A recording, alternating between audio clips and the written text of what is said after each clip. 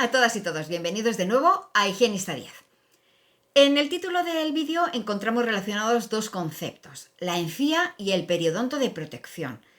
Esta relación viene dada porque la encía forma parte del periodonto de protección. Hoy, gracias a 3 preguntas test, repasaremos nuestros conocimientos acerca de este tema. Hace unas semanas hablamos en un vídeo sobre el periodonto y las estructuras que lo componen. Os recomiendo que lo veáis porque os ayudará a tener una visión general sobre la unidad morfofuncional que constituye el denominado periodonto. Y aunque en ese vídeo ya hablamos sobre la encía, hoy ampliaremos el tema porque se quedaron bastantes cosas por explicar. Para situar la materia que nos ocupa, que es la encía, hemos de decir que el periodonto actúa conjuntamente como una estructura que aporta protección y sujeción a los dientes. Según su función, el periodonto se clasifica en periodonto de protección y periodonto de inserción. El periodonto de inserción está constituido por el cemento radicular, el ligamento periodontal y el hueso alveolar. Mientras que cuando hablamos de periodonto de protección nos referimos directamente a la encía. Es precisamente aquí donde establecemos la conexión entre los conceptos de periodonto de protección y encía. Simplemente con esta breve puntualización en relación a la teoría del tema sobre la encía, podemos contestar a nuestra primera pregunta test de hoy, que dice así: ¿qué estructura forma parte del periodonto de protección? A, la encía, B, el ligamento periodontal, C, el hueso alveolar, D, el cemento dental. Esta es una de las pocas preguntas sencillitas que nos podemos encontrar en un examen. Hemos dicho que según su función, el periodonto se divide en periodonto de protección y periodonto de inserción. El periodonto de inserción, recordemos, está constituido por el cemento radicular, el ligamento periodontal y el hueso alveolar. Mientras que el periodonto de protección se corresponde con la encía. Por tanto, la respuesta correcta es la A. Continuamos desarrollando el tema para poder contestar a 2 preguntas más. En principio, debemos contestar a la pregunta ¿qué es la encía? La encía se corresponde con la parte de la mucosa bucal masticatoria que rodea el cuello de los dientes. Tenemos que visualizar esta mucosa bucal como una estructura continua que va desde la piel de los labios, llegando a las mucosas del paladar blando y la faringe. En esta mucosa bucal se distinguen 3 regiones: la mucosa masticatoria, que incluye precisamente la encía y la cubierta del paladar duro; la mucosa especializada, que recubre la cara dorsal de la lengua; y la parte restante denominada mucosa de revestimiento. Desde el punto de vista histológico, la encía está compuesta por una capa epitelial más externa y un tejido conjuntivo subyacente denominado lámina propia o corion. El epitelio oral gingival que recubre la encía es queratinizado excepto en la zona interdentaria. También hay que decir que con respecto a las particularidades histológicas de los tejidos, dependiendo de si nos referimos a la encía libre o a la adherida, se observan sus propias características diferenciadoras. Se ha estudiado que debido a la presencia de cierto tipo de células, el epitelio gingival podría actuar no solo como una barrera física, sino también como una estructura de carácter inmunológico. Desde el punto de vista estructural, la encía se corresponde con un tejido conectivo cubierto por epitelio de revestimiento, que se extiende desde el margen gingival hasta la línea mucogingival. Esto es así excepto en la zona palatina, ya que en el paladar la encía se continúa con la mucosa masticatoria palatina. Como podéis observar en la imagen, la altura de la encía queda delimitada en el margen superior por la línea mucogingival señalada con la línea verde, mientras que en la parte inferior el margen gingival varía de altura. Este margen gingival queda más alto si la encía está en la zona central del cuello del diente y más bajo en la porción de encía que se sitúa en la zona interdental. A nivel visual, una encía sana presenta un color rosa pálido, observándose unos pequeños puntitos abultados con aspecto de piel de naranja. Este punteado indica la existencia de fibras conectivas uniendo la encía al periósteo, es decir, a la estructura ósea que se encuentra por debajo de ella. He escogido esta imagen porque se aprecia muy bien el punteado que os comento. Por todo lo expuesto, podemos decir que el tejido que constituye la encía aísla la corona del diente de las estructuras internas que sostienen el propio diente. De ahí la función protectora que se asocia a la encía. En esta imagen han delimitado con un rayado en rojo la zona que se corresponde con la encía. Yo además os lo he destacado con unas flechas. Es muy importante destacar que la encía adquiere su forma y texturas definitivas con la erupción de los dientes.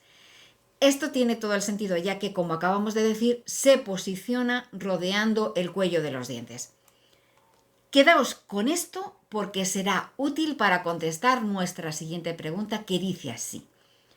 En un paciente edéntulo antiguo, la encía se denomina A. Encía insertada, B. Encía marginal, C. Encía libre, D. Ninguna es correcta. Cuando hace un ratito describíamos la encía, hablábamos de ella como parte de la mucosa bucal masticatoria que rodea el cuello de los dientes, proporcionando un aislamiento de la zona coronal del diente con respecto a las estructuras internas de sostén del propio diente. Además, hemos hecho hincapié en que la encía adquiere su forma y textura definitivas con la erupción de los dientes. Por tanto, existe una íntima relación entre la existencia del diente y la disposición del tejido gingival. Pero en el enunciado de la pregunta se nos indica que nuestro paciente es edéntulo antiguo, es decir, ha perdido sus dientes desde hace mucho tiempo. Esto nos lleva a preguntarnos lo siguiente. Si la función de la encía es la de aislar la corona del diente de las otras estructuras que se encuentran debajo, y lo que es más, se vincula la propia existencia de la encía con la aparición de los dientes, cuando no hay dientes desde hace mucho tiempo, ¿sigue habiendo encía o ya no hay encía como tal? Para orientarte por dónde va a ir la cuestión, es necesario decir que la respuesta al enunciado propuesto es la D.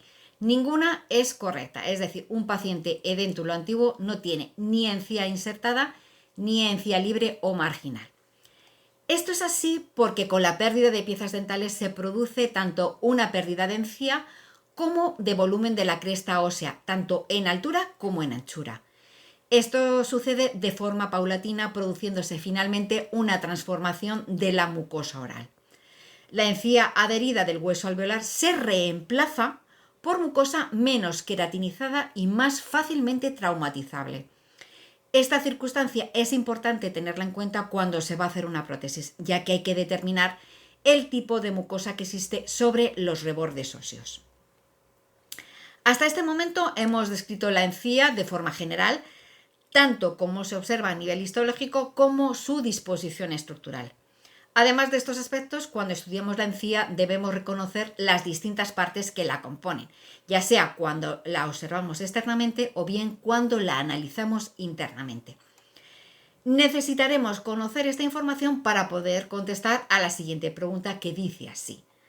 La encía que se extiende desde el margen gingival hasta el fondo del surco gingival recibe el nombre de A. Encía insertada, B. Encía interdentaria, C. Encía marginal, D. Encía gingival. Empecemos con la descripción de las regiones externas de la encía, es decir, aquellas que podemos ver en una simple inspección ocular. Nos vamos a ayudar de esta fotografía que combina dos imágenes. En el lado derecho hay un dibujo de un corte longitudinal de un diente y sus estructuras internas y externas, y a su izquierda hay una imagen real de la cara vestibular de unos dientes. Primero, indiquemos a qué porción de la mucosa bucal nos referimos cuando hablamos de encía. Perdonad, pero tengo muy mal pulso y algunas de las líneas que he marcado se me han ido un poco, pero creo que se ve bastante claro lo que quiero destacar. Bien, la encía es el tejido que se extiende desde la línea azul, que marca la línea mucogingival, hasta la línea ondulada verde, que señala el margen gingival. Por tanto, todo lo que se encuentra rayado en negro es encía. Eso en la parte de la imagen real. En el dibujo, que muestra las estructuras internas, es encía lo que señala la línea morada, es decir, la parte rayada y el tejido que recubre externamente esa zona rayada.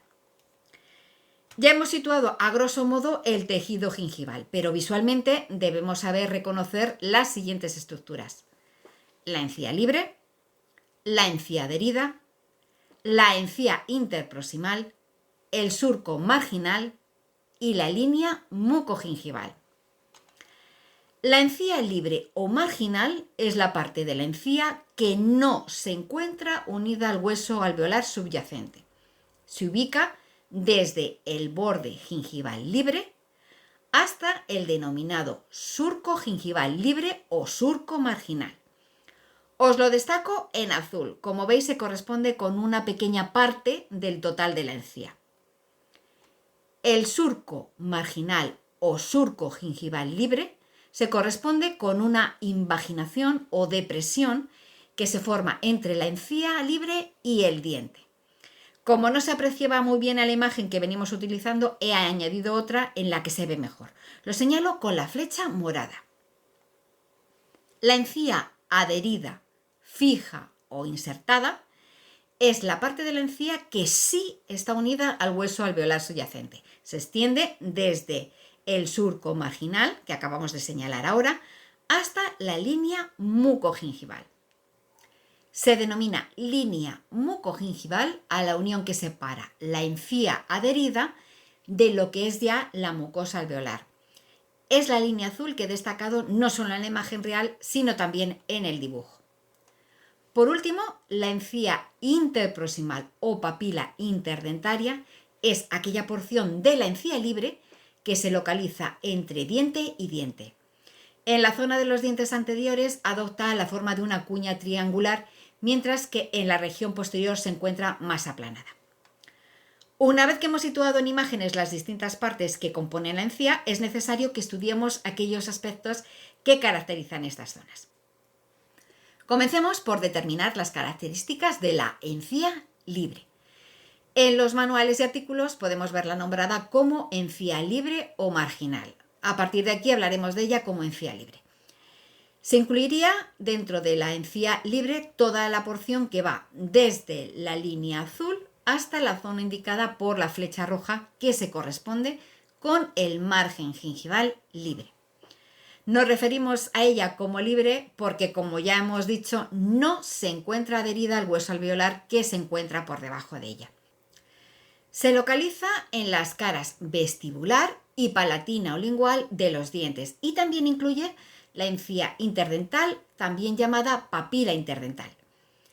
Esta parte de la encía, me refiero a las papilas interdentales, tienen una forma triangular o piramidal, como prefiráis, para poder contornear las zonas interproximales que existen entre diente y diente. Cuando se analiza histológicamente, a nivel celular se observa que el epitelio de la encía libre puede ser de dos tipos: queratinizado o paraqueratinizado. La encía libre se extiende, por tanto, desde el margen gingival libre hasta el fondo del surco gingival libre, también denominado surco marginal. El margen gingival libre es redondeado, formando una pequeña invaginación o surco entre el diente y la encía. Esta invaginación o depresión que se forma entre la encía libre y el diente se denomina surco gingival libre o surco marginal. Este surco, en condiciones de salud, tiene una profundidad aproximada de 0,5 milímetros. El surco gingival actúa como una barrera semipermeable a través de la cual pasan productos bacterianos dañinos hacia la encía. En esta zona también se observa la filtración del líquido producido por el tejido gingival hacia el surco. Es el denominado fluido crevicular. En la imagen observamos cómo el epitelio libre asciende desde el lado externo de la encía y se redondea cuando llega al margen gingival libre, formando lo que dijimos antes, una invaginación, dando lugar al surco gingival, que es el espacio entre diente y encía. La sección del epitelio que se corresponde con el epitelio del surco no está adherida al diente. En la imagen, el epitelio del surco se encuentra indicado con la línea morada. Otro hecho que hay que destacar es que el epitelio del surco se continúa con el epitelio de unión. El epitelio de unión es otra estructura gingival importante que debemos estudiar.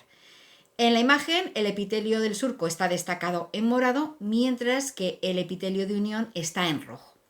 Como podéis observar, este epitelio de unión se encuentra ya en la zona correspondiente a la encía adherida, por tanto, pasamos a hablar de ella.